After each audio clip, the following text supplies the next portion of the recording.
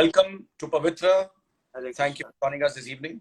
At Pavitra, we aim to enhance the health, wellness, and spiritual quotient of all living beings.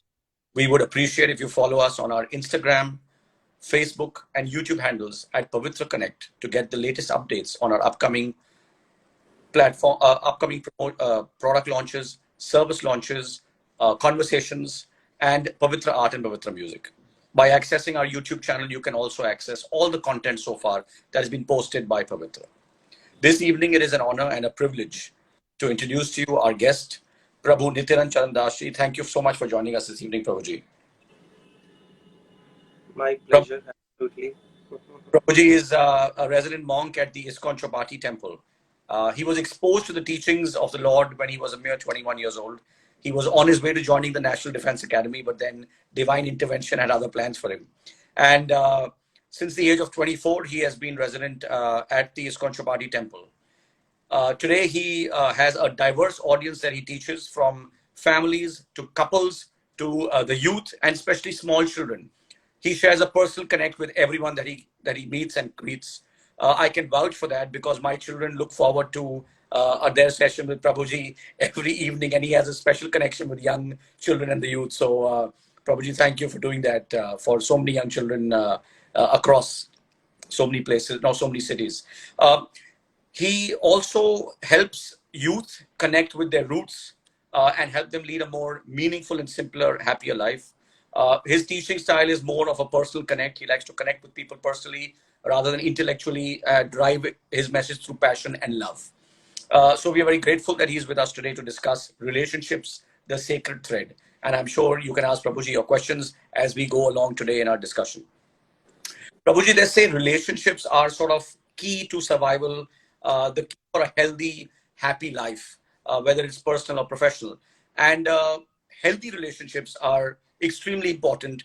There are studies being done by some universities in the US, which I was reading about, and they said that people who have a healthy relationship quotient have a 50% greater chance of survival than those who do not have healthy relationships in their lives.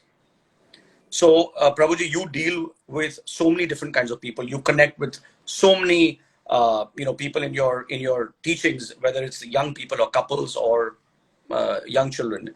Tell us about, in today's time and age, what kind of relationships are people nurturing? I mean, what kind of, what's the fabric of relationships? What kind of society are we in?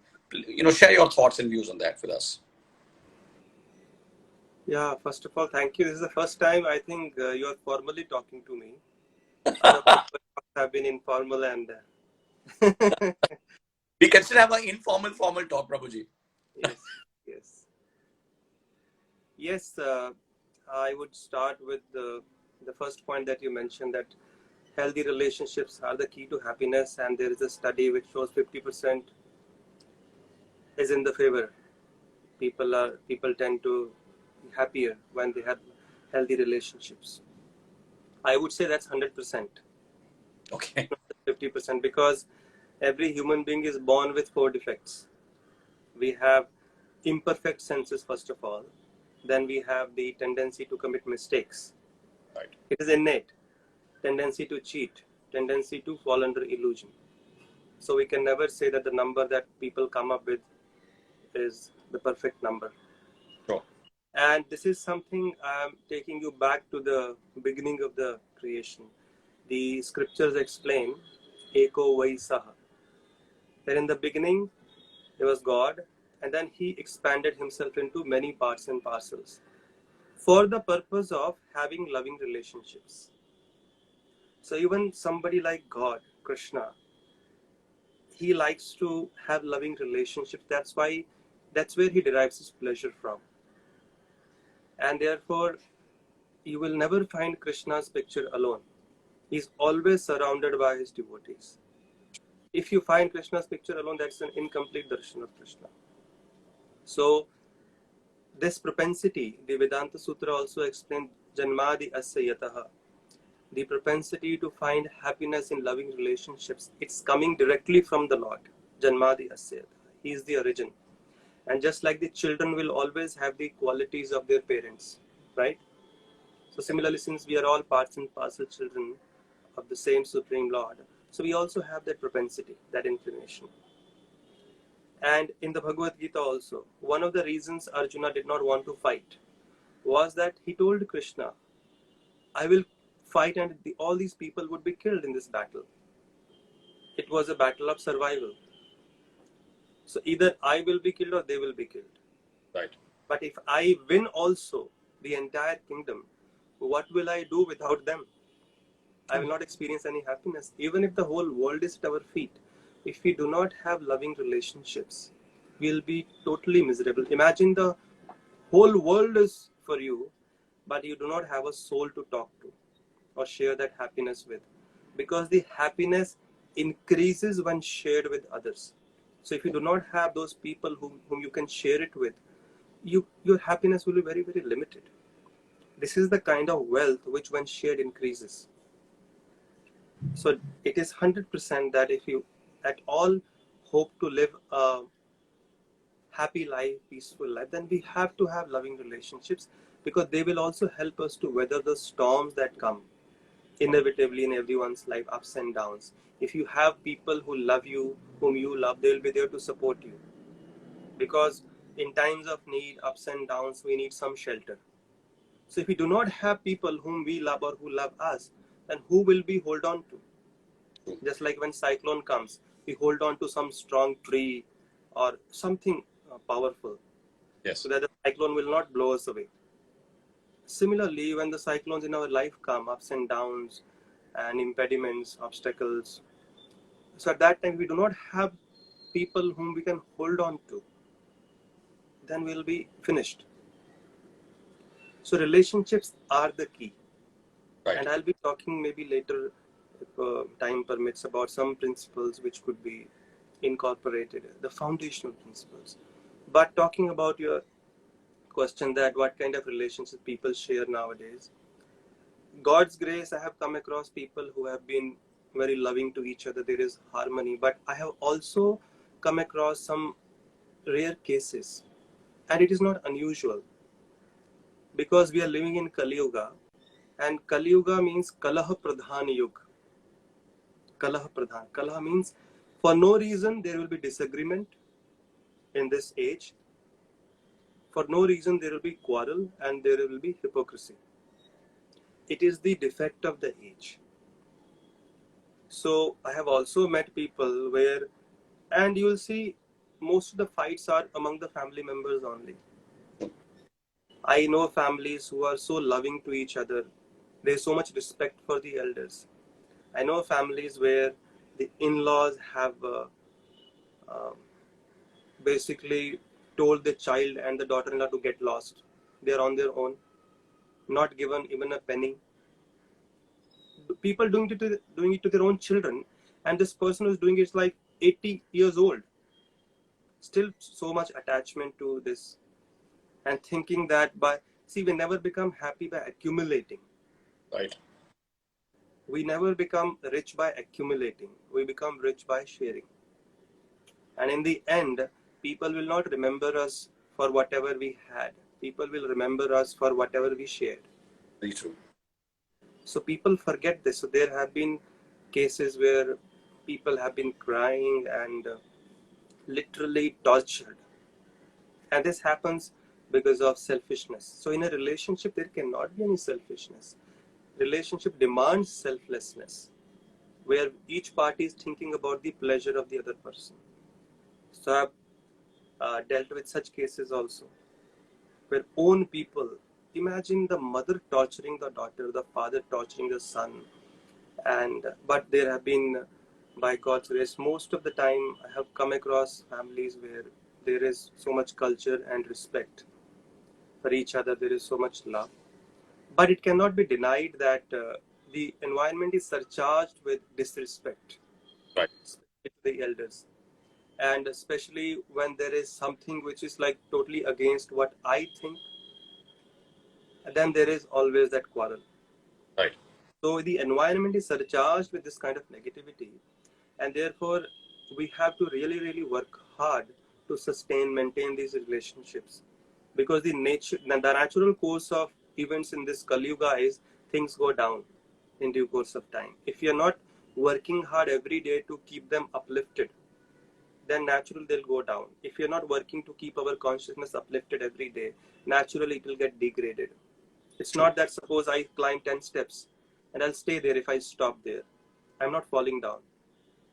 But consciousness or the relationships, these values, if you're not working hard every day to maintain them, the natural course of action in Kali Yuga, they will go down.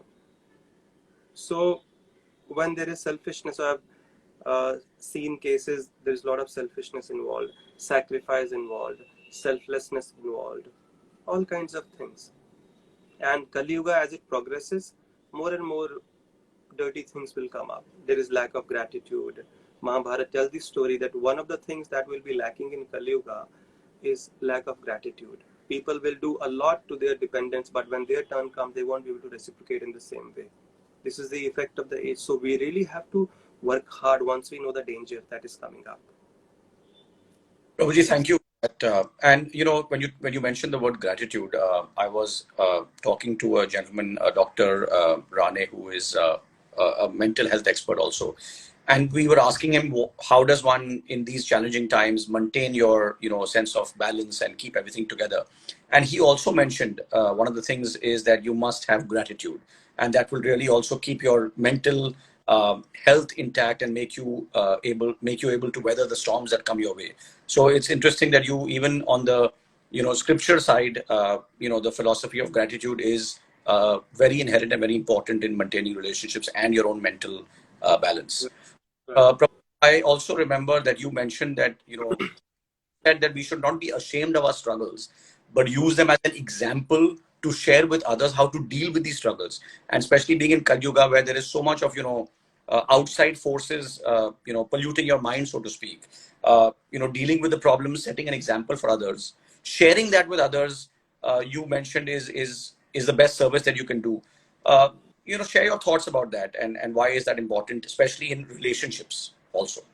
Yeah, this is especially those who have some position in life, especially, and mainly for them, those who are influencers, something like that. But even other people also, because in our own way, we all are influencers. Even if we are influencing 10 people, 2 people, 3 people, there are many people in this world who look up to us. Like I'll give you a classic example. Recently, I was taking a class with this young girl, and so she's chanting also. So there was a question that, Prabhuji, I get distracted while I chant.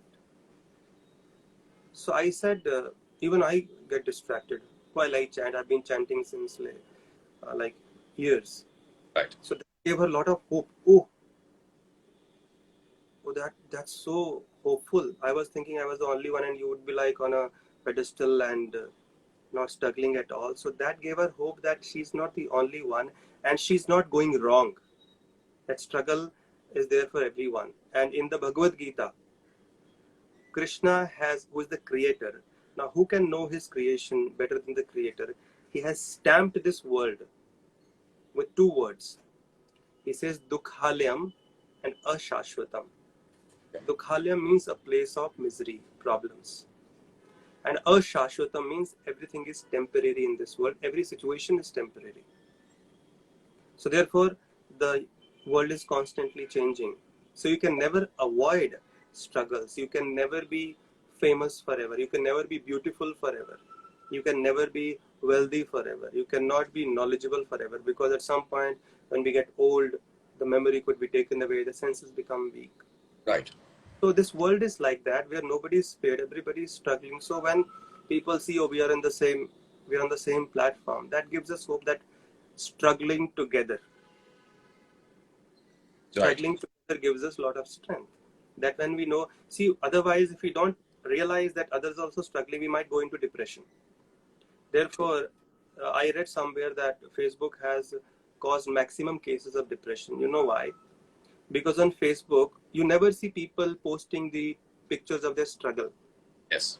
They're only posting, feeling happy with my bestie, click, or feeling excited, and this and everybody's smiling. And I open Facebook and everybody's smiling, and I'm going through some miserable situation.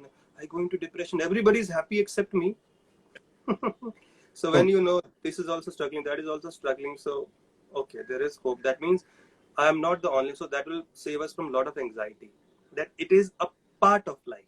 When you see so many people going through it, not just like so many people testing positive for corona. If only one person is tested and he's positive, others are negative, he'll go into depression. But when he sees everybody, then theek hai.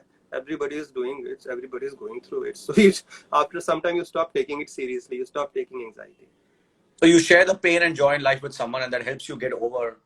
Somebody who can understand. Not therefore, loving relationships again comes into picture. Therefore, because you need such people you can share your struggles with, share your not just the joys but struggles also. You can. It is one of the 6 cardinal principles in spiritual life as well. Inquiring confidentially and revealing mind in confidence. It is, and you know why this? There are 6 principles. 2 are this: inquiring confidentially and revealing your mind in confidence. These are loving exchanges. It is mentioned. It helps you deepen your relationships. Okay. Prabhuji, I was reading a book by an English author which said that life is a series of problems and struggles, and the joy that you get of overcoming that and that experience puts you in a better stead to get over the next problem that you're going to face. And, you know, when we go through these problems in a relationship, it's important. How important is it to share, with, like you said, with, people, because experiencing that joy alone in an empty room is not really going to create that amount of joy or that sense of satisfaction unless you have to share it with. So, talk to us about that and why is that so important? Sharing struggles in relationships. Yeah, because one reason is for guidance. We are not the controllers and we are not God. Right. And we are not so powerful that we can solve every issue. Yes. Number one is, of course, when you have somebody to share it with, as they say, बांटने से कम हो जाता है.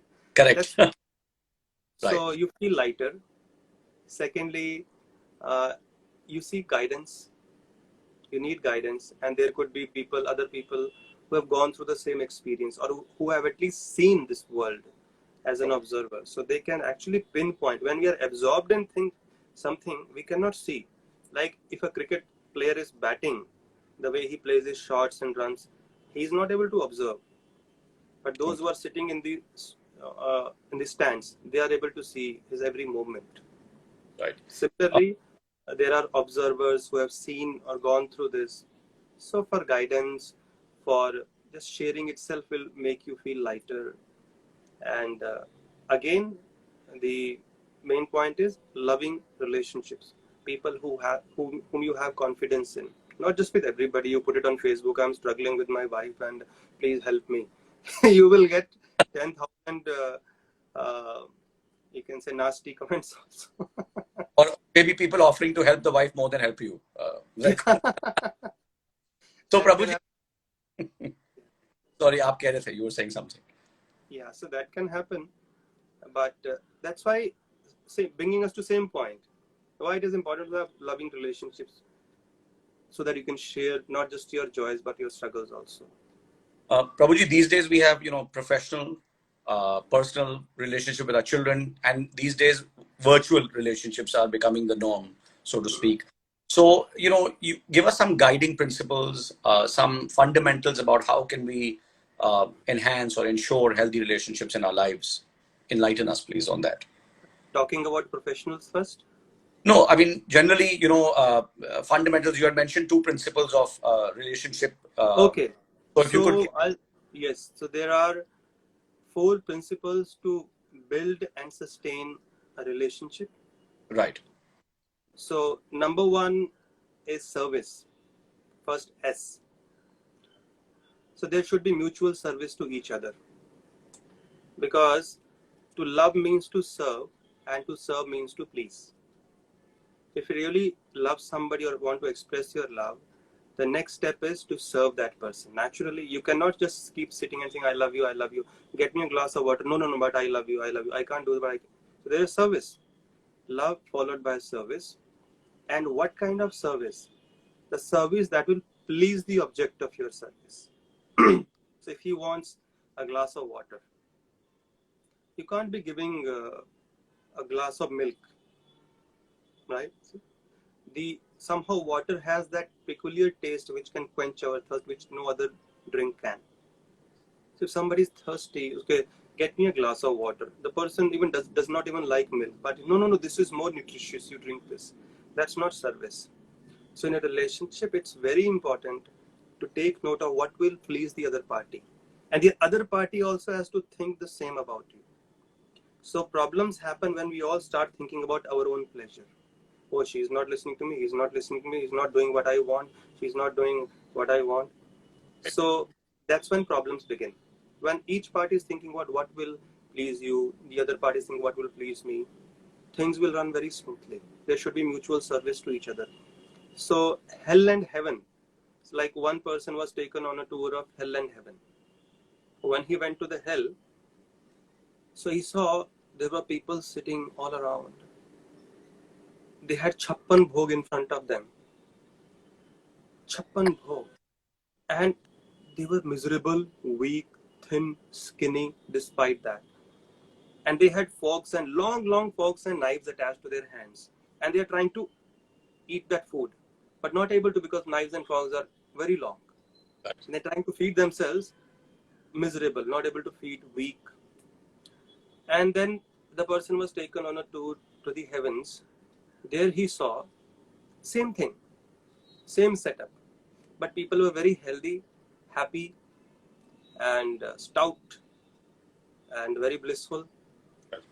They also had chappan bhog in front of them. They also had forks and knives attached to their hands, long ones. Here they were happy and fully nourished. You know why?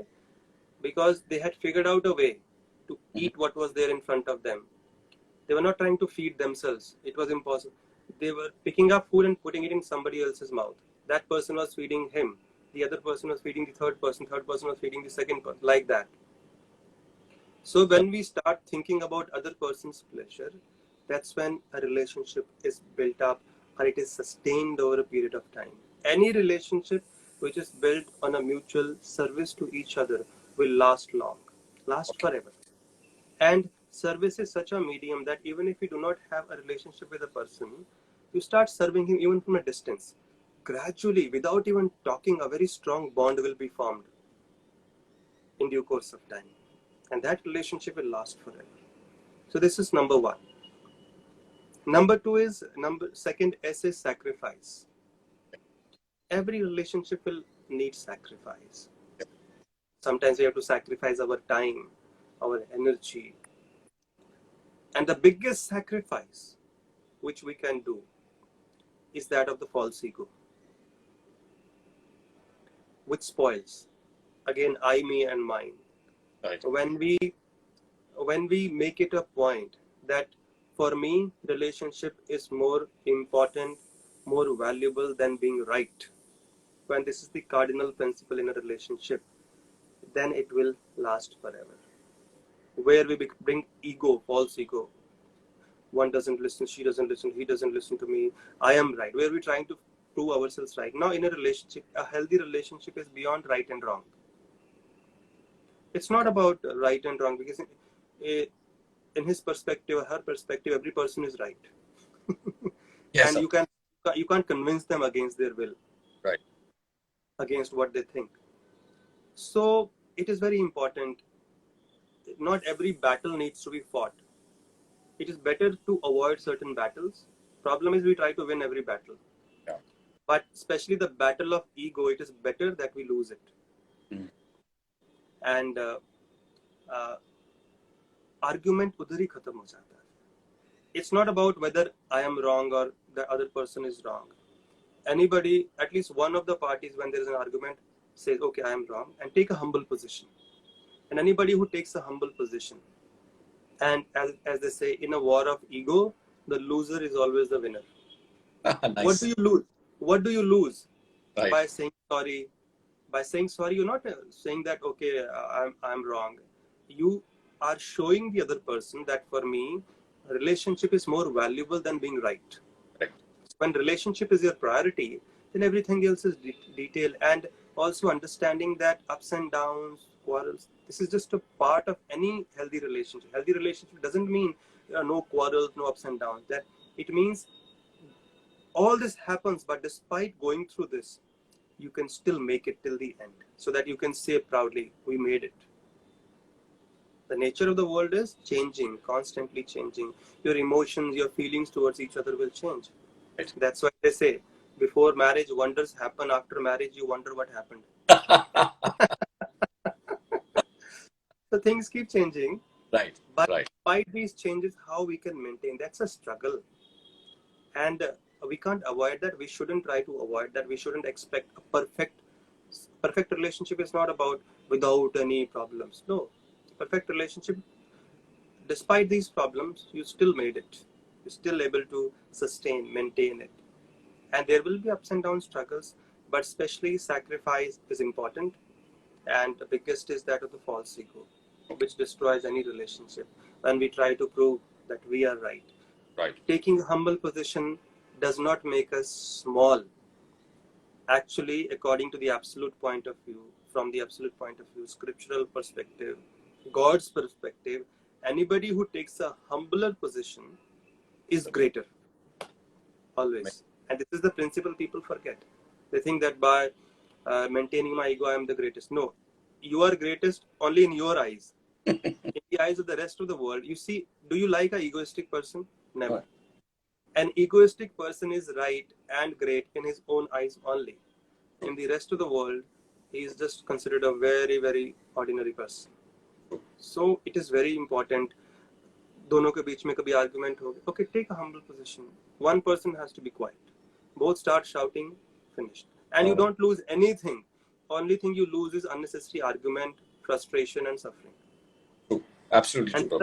And other person will also realize in due course, actually I was wrong. Will come and say sorry.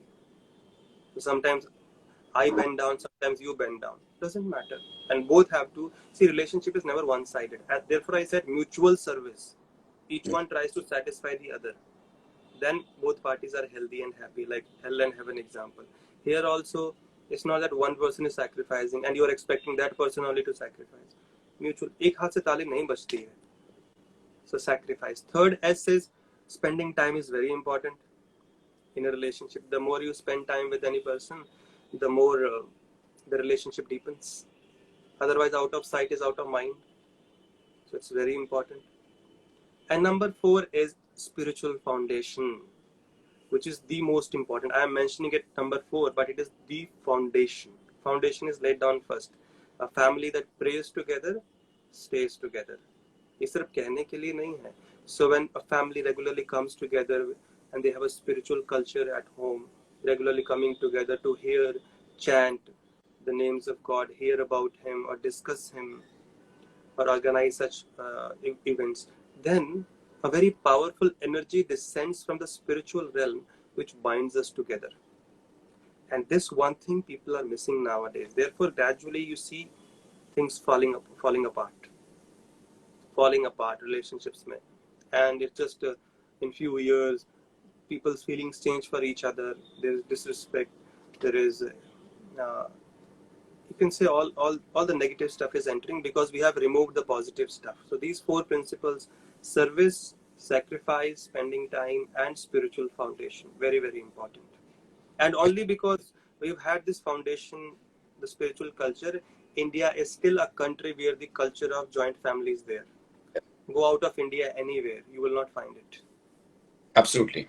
Prabhuji, that was very, very beautifully said. And like you said, spiritual foundation, also when in times of conflict or when you're having this, like you said, argument in a relationship, or probably also helps your mind to, take the humbler position and it sort of, Yes.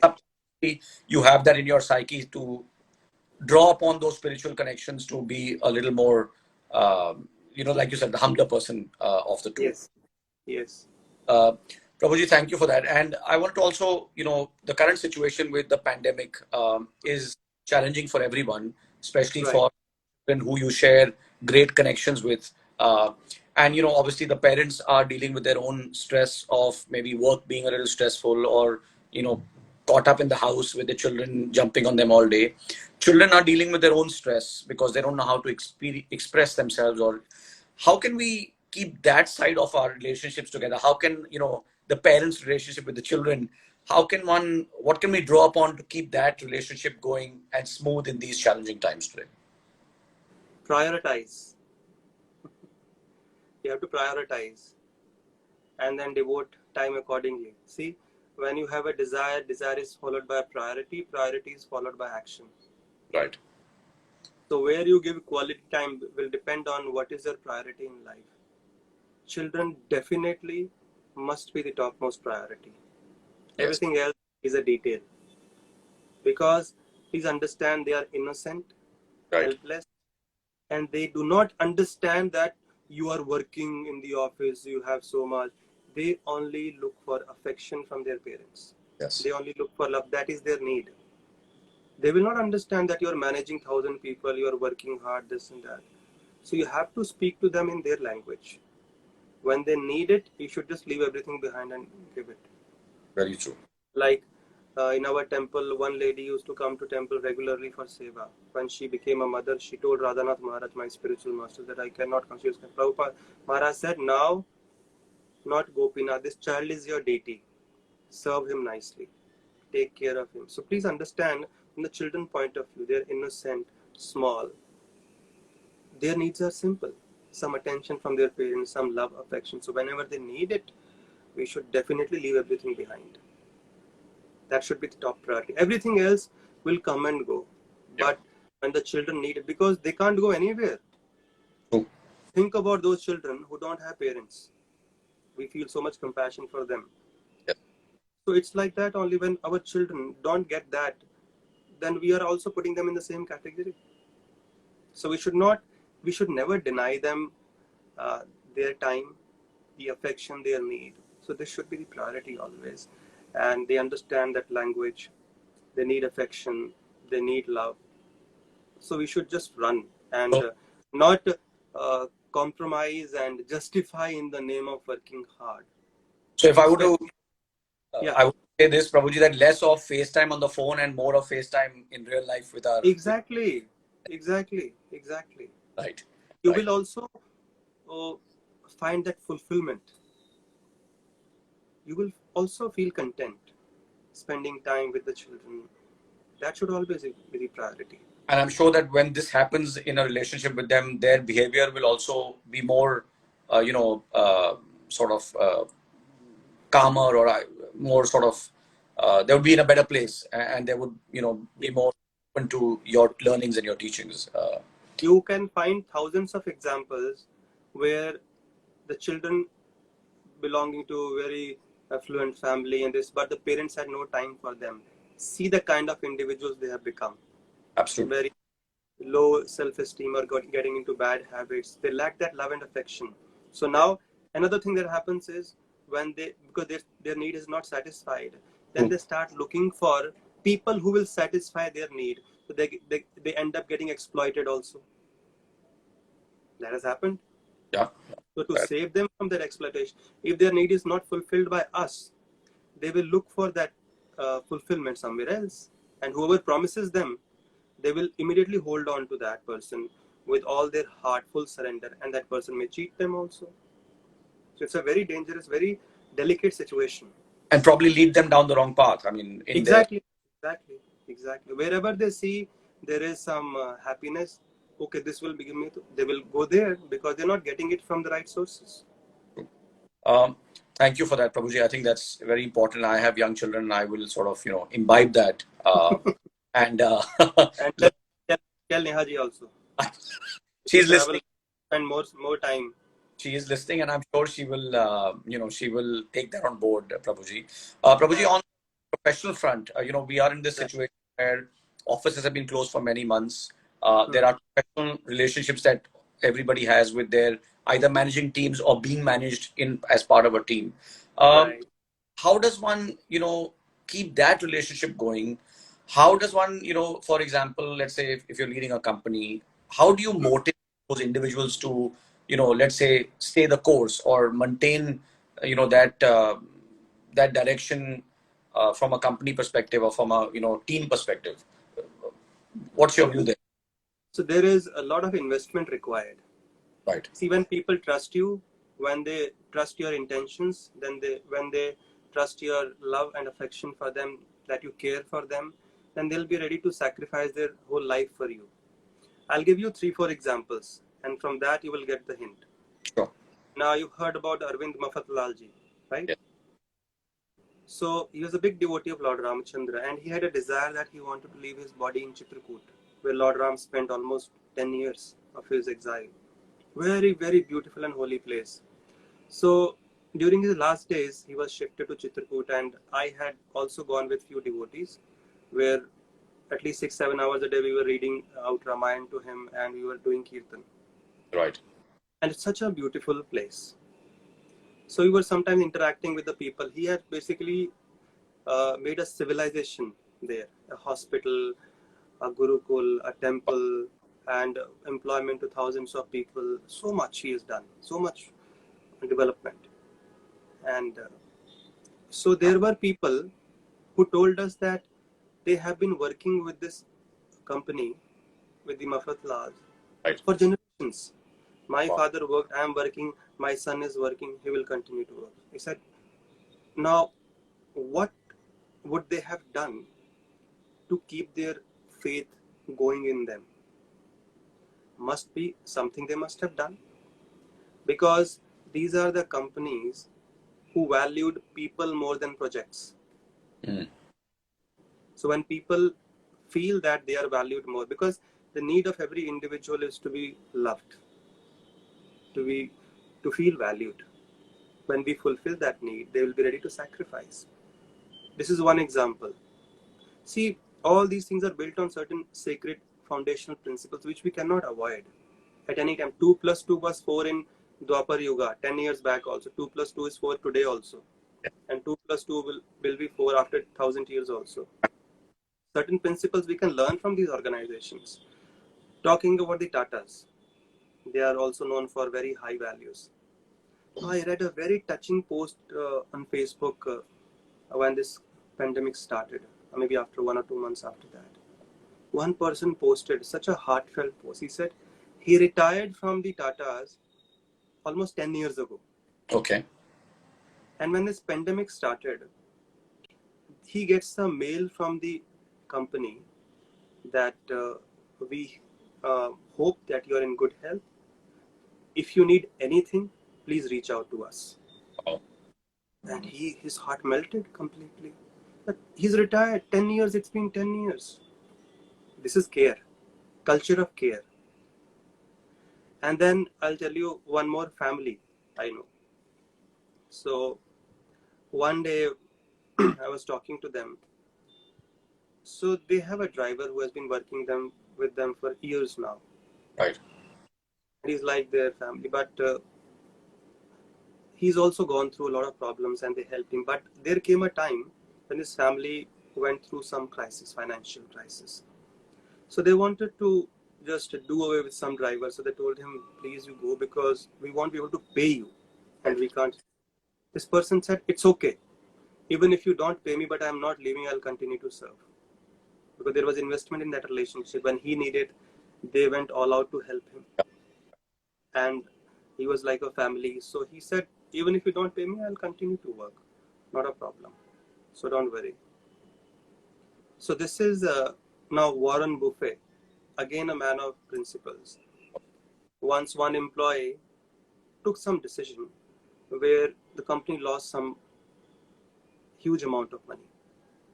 Everybody was ridiculing, cursing, criticizing, and this person was almost going into depression. And finally, one day he gets a call. Warren Buffett wanted to meet him. Mm-hmm. He was shivering, trembling. He entered. At that time, Warren Buffett was sitting on his table looking at certain papers. And then this person entered. He was sure that he would be fired.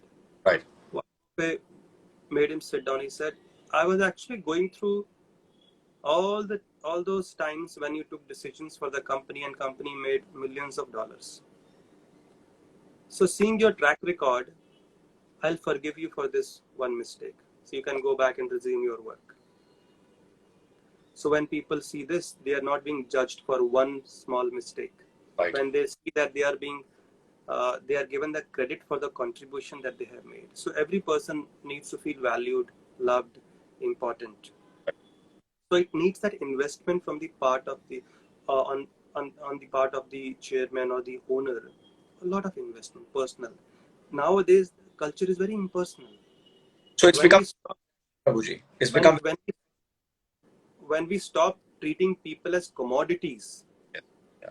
which who are there only to help me make money, then things don't last. Who will serve? We want people to serve us or work for us. There is a difference. Work is only you scratch my back, I scratch yours. As long as that is happening, otherwise I kick you out or I kick you out. Service is based on love. When they see you value their contribution, you help them in times of need, when they feel that you care for them. So these are human values. And they'll be able to sacrifice when even if there's pandemic or they'll continue to work for you. When they have that security, like these mafallas, there was security.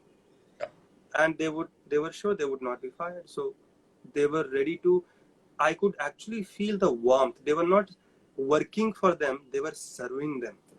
There was so much sacrifice. They were ready to work overtime also. And they would sacrifice their life also for them. Wow. So we have to invest in people, stop treating them as commodities. Then only it's possible. Otherwise, we can just keep doing whatever we are doing. It won't last. There are certain values which are sacred. They have to be maintained. We have to start investing in their lives, be there for them whenever they need, and not judge them for one mistake, and make sure they feel secure, and make sure they are valued. Their contribution is valued, and then people will be ready to do whatever you. It's very true, Prabhuji, what you say, because, being just having a transactional relationship then does not last long, first of all. And No, also, it doesn't. if you see that the largest companies are also ranked as one of the best places to work for. So they have that culture, and that they are where they are. And their growth Yeah. is because of, having these relationships with their employees and their partners, so to speak. Yeah. Thank you so much, Prabhuji. I think you've explained so many things so simply and succinctly. It sort of, helps one imbibe those principles that you've shared with us. Prabhuji, a couple of questions that came up on the chat group. One of the questions was raised by Pooja, who said that one prevent negative thoughts coming into one's mind during this challenging time of the pandemic. So if you could share some light on that, please. Yes. So first of all, we have to understand it is the nature of the mind. Thoughts will come, thoughts will go. So you have to do something positive. See, the nature of the mind is whatever you focus upon, that expands. Right. If you keep focusing your mind only on the negative, when will this end? Oh, this is so miserable, so miserable, so miserable. You will go into that circle. So rather than thinking about situation which is beyond your control, even by thinking, it's not that by your thinking pandemic will end. That Right. is not happening. So do something positive. Start focusing on something which you can do in this situation. I know people who are living happily also. Yeah. And the most important will be just have that spiritual connection. Like when this pandemic began, March 15, we started sessions. And it's been going on by Krishna's grace till now also, every day, 1 or 2 sessions minimum. And you can ask their realizations. People didn't even realize when these 4 months passed and how it has helped them sail through easily. See, Right. because when enemies attack from outside, you need physical strength to deal with them. When enemies attacking from within, the mind, the thoughts, then you need inner strength, and inner strength is synonymous with spiritual strength. So you chant Krishna's names regularly, very powerful spiritual practice, or you hear from the scriptures like Bhagavad Gita, and this way all the negativity will be washed away. You need to just wash it away. As long as it is there, it will keep causing you anxiety. So you need something more powerful to deal with it, and that's spiritual strength you need. Otherwise, there are so many people doing seminars nowadays, dealing with anxiety. It will just give you momentary satisfaction.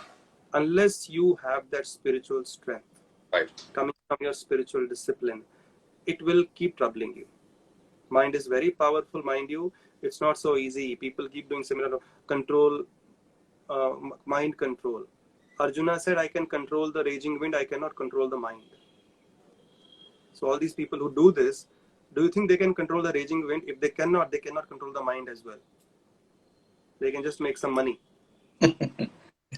Because this is what sells. Like one businessman in Gujarat, he is a jeweler. Right. Pandemic में jewelry कौन खरीदने आएगा? So he turned his shop into a grocery shop.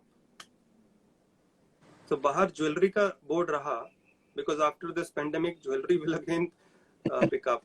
True. So, but this is intelligence, because he knows customers will not come to buy jewelry; they will come to buy grocery. So he started selling grocery. So that's what people do nowadays. He knows what people are looking for: mind control, stress control. So they sell that.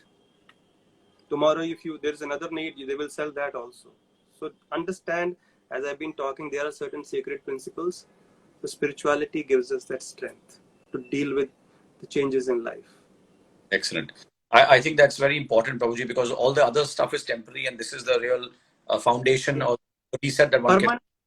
Permanent solution. Yes, yes. Prabhuji, last question, and then we will. I know you've taken up a lot of your time, and we really appreciate all of the lovely pearls of wisdom you've shared with us today. Neha, about taking for granted in a relationship, and when you mentioned the fact about service and both people serving each other's needs, and when you taking for granted, how does one overcome that, and how do we get over that bump? When people start taking you for granted in the relationship? Yeah, I mean, you may feel that you're being taken for granted, and that's your mindset. Maybe not the other person. I don't know. Not me and Neha having our discussion. Where is this question coming from? because you are clarifying it may be other person's mindset. The other person may not be doing it actually. Why are you justifying this? I'm not justifying. Or why are you clarifying this? दाल में काला. नहीं दाल में काला तो मैंने दाल में काला नहीं. Please, Prabhuji, enlighten. Yes. So please understand, this will happen always. Don't forget the age we are living in. Right. But Mahabharata says, Dharma evo hano hanti, dharmo rakshati rakshitaha. One who follows dharma is protected by the dharma. One who destroys dharma is destroyed by the same dharma in due course of time. So let the other person take us for granted. Is your being good dependent on whether other person is good to you or bad to you? No. Why should we be practicing certain principles like that? That means we are changing according to their perception. Now, another thing, as you said, that may be my perception that other person is taking for granted. Right. Why don't just sit down and clarify? Why not just sit and clarify? Sure. And in a relationship, if you can't clarify in a relationship, then that relationship is not worth it. If you can't sit down and talk it out, then that's not a relationship. Healthy relationship, you can shout, you can argue, and still come to the right conclusion. Pandavas were 5 different personalities. They would argue, they would shout, they would ridicule Yudhishthira, but ultimately they would follow whatever Yudhishthira said. They would come to the common. They had the right to. They would express their opinions. They would express their anger, but they still stuck to their dharma of being subservient to their elder brother. So if you can't, then what kind of relationship is this where you can't just sit down and talk it out? And second, it could be your own perception also. So better to sit and clarify. Correct. Thirdly, if other person is taking for granted, that's his karma. You be good because you are good. The way people treat you is a statement about them, not you. If other person is taking me for granted, why should I feel bad? I am being good. My intention is good. वो उसका गलती है, आप वो भुगते. So not to be reactive. You follow your path. See, the only thing within our control is our own behavior. Correct. Our own growth, our own value. Stick to that. We are not here. Why are you expecting? And if you expect also, sit down and express your need that this is what I expect and this is how I have been feeling. So it is always allowed. And this will, I'm telling you, if you do this, your relationship will deepen beyond imagination, beyond your expectation. So that's what I said. Two of the cardinal principles of a relationship is loving exchange is inquiring submissively, inquiring confidentially, and revealing your mind in confidence. See, and we have, as I said, the environment is surcharged with negativity. So sometimes we get affected by the negative vibes of other people, and then we bring that into our home, and we start seeing everybody else also like that. So we have to understand we are good because we are good. The way people treat you is a statement about them, not you. Why should you feel bad? You should be good. You should be good. So that should make you happy, because that's the only thing within my control. Draw a mental barrier. Aap jo karna hai karo. I will be good. Excellent. Because I'll be responsible for whatever I speak and do. Other person is responsible for whatever he speaks and do. Correct. Yeah. Prabhuji, that was really enlightening. I think, very difficult, principles. You have simplified them, and I'm sure everyone will be able to learn and, hopefully implement this in their daily lives and their relationships and maintain that sacred thread. And hope to see you back on our platform. Thank you for your support, Prabhuji. Yes. Anytime.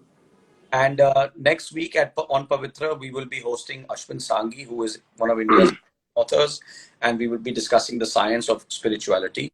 This is on Friday, the 14th of August at 5:30 p.m. We thank you all for joining us. Have a Pavitra evening, and please continue to log on to our YouTube channel at Pavitra Connect and our Insta and Facebook handles at Pavitra Connect. Have a Pavitra evening, Prabhuji. Once again, thank you so much. Same to you. Hare Krishna. Hare Krishna.